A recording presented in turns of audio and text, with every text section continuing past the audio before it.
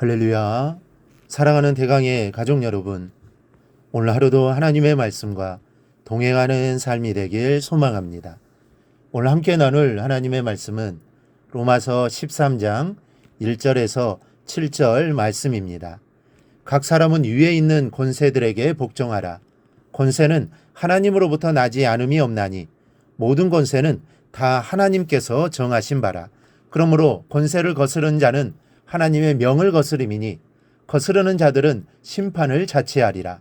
다스리는 자들은 선한 일에 대하여 두려움이 되지 않고 악한 일에 대하여 되나니 내가 권세를 두려워하지 아니하려느냐. 선을 행하라. 그리하면 그에게 칭찬을 받으리라.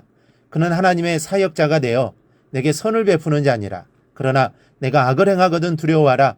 그가 공연히 칼을 가지지 아니하였으니 곧 하나님의 사역자가 되어 악을 행하는 자에게 진노하심을 따라 보응하는 자니라. 그러므로 복종하지 아니할 수 없으니 진노 때문에 할 것이 아니라 양심을 따라 할 것이라. 너희가 조세를 바치는 것도 이로 말미암음이라. 그들이 하나님의 일꾼이 되어 바로 이 일에 항상 힘쓰느니라. 모든 자에게 줄 것을 주되 조세를 받을 자에게 조세를 바치고 관세를 받을 자에게 관세를 바치고 두려워할 자를 두려워하며 존경할 자를 존경하라. 아멘. 질서는 생활을 편안하게 해주고 안전하게 해줍니다. 이 도로에 신호등이 없다라고 생각해 보십시오. 이 얼마나 불편하겠습니까? 그리고 사고도 자주 날 것입니다. 그런데 신호등이 있어 자동차나 사람이나 안전하게 다닐 수 있습니다. 그리고 사람들의 불필요한 감정 대립과 다툼을 이 질서가 막아주기도 합니다. 우리나라는 아직까지도 이 질서에 관해서는 선진국이라 하기는 어렵습니다. 질서의 가장 기본인 줄서기부터 잘 되지를 않습니다. 이런 기본 질서가 돼 있지 않으니 하루가 버스를 기다리는 아침 시간부터 짜증으로 시작될 때가 많은 것입니다. 사실 나보다 늦게 온 사람이 나보다 먼저 일을 보게 되면 그 누구도 좋은 감정을 가질 수가 없습니다. 겉으로 표현은 하지 않을지 모르지만 질서를 지키지 않는 모습을 보는 눈은 곱지는 않을 것입니다. 오늘 말씀은 우리에게 각 사람은 위에 있는 권세들에게 굴복하라라고 교훈합니다. 그런데 이 뜻은 사람에게 복종하라는 말이 아닙니다. 법과 질서를 지키라는 말씀입니다. 질서를 깨트리지 않기 위해 위에 있는 권세에 복종하라는 것이죠. 그리고 이는 모든 사람을 향한 권면이지만 특별히 성도들을 향한 권면임을 주목할 필요가 있습니다. 우리는 하늘 시민권을 가진 사람들입니다. 그러나 그러한 이유로 성도들 중에는 이 세상 법을 소홀히 하는 사람들이 있습니다. 자기는 하늘 시민권자이므로 이 세상 법을 지키지 않아도 된다고 생각하는 것이죠. 그러나 성도는 하늘의 법은 물론 이 세상의 법도 성실히 준행해야 합니다. 그 이유는 세상 법도 궁극적으로는 하나님께로부터 나기 때문입니다. 그러나 이 이유 말고도 성도가 세상 법을 지켜야 할 이유는 또 있습니다. 그것은 우리는 하늘 시민권자이면서도 동시에 현재 이 땅 가운데서 살아가고 있기 때문입니다. 우리는 이 땅에 살아가는 동안은 이 세상의 법에 의해 제한받을 수밖에 없습니다. 여러분, 우리가 외국에 갈 경우 어느 나라의 법의 지배를 받습니까? 우리나라의 법과 그 나라 법 모두의 지배를 받습니다. 우리가 비록 대한민국의 시민권자라 할지라도 외국에 가면 그 나라의 법에 의해 제한됩니다. 만일 우리가 대한민국의 시민권자라고 하여 외국에서 그 나라 법을 어긴다면 그 나라 법에 의해 처벌될 뿐만 아니라 우리나라의 명예에도 먹칠을 하게 되는 것이죠. 이러한 원리는 영적인 측면에서도 동일하게 적용됩니다.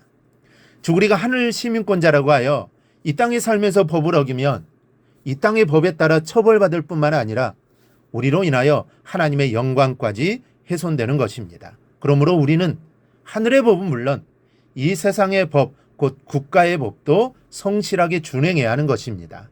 그런데 사람마다 자기 하고 싶은 대로 자기 주장을 내세운다고 해보십시오. 세상은 무질서하게 될 것이고 살기 좋은 삶의 터전은 상실되고 말 것입니다.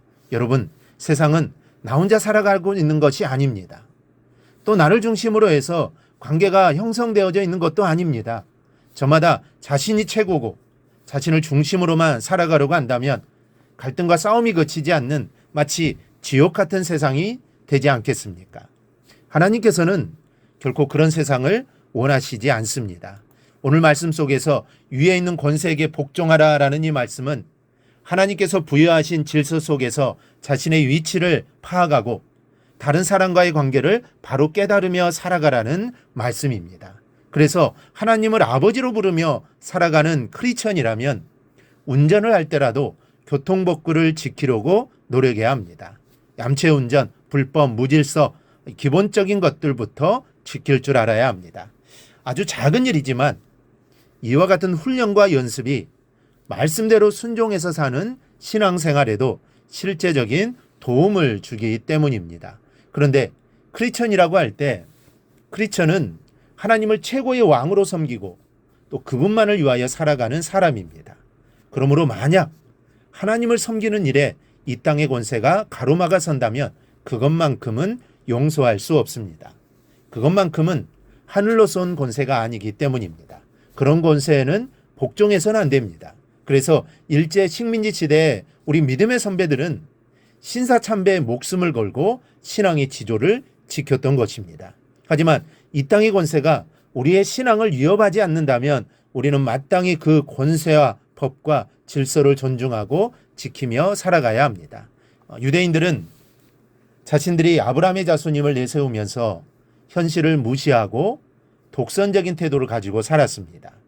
그리고 그들을 다스리는 왕은 항상 동족 가운데서만 나와야 한다는 기준을 가지고 살면서 세상의 권세에 곱게 복종하지를 않았습니다. 그래서 때때로 민족적인 순환을 겪은 것입니다. 여러분, 성도는 하늘의 시민권을 가지고 있으면서 또한 이 세상의 시민권도 함께 가지고 있기 때문에 하늘나라의 시민임을 자처하면서 이 세상의 질서를 무시하고 방종된 생활을 하는 것은 잘못 사는 것입니다. 이 사실을 알고 주님 재림하시는 그날까지 세상 권세에 복종하면서 그들을 위해 항상 기도하는 삶을 사시기를 바랍니다. 그리고 이러한 모습을 통해 하나님의 이름을 높이며 하나님께 영광 돌리며 살아가기를 주님의 이름으로 축원합니다. 오늘 묵상한 말씀을 굳게 잡고 삶으로 실천하며 살아내는 대강의 모든 성도들이 되기를 축복합니다.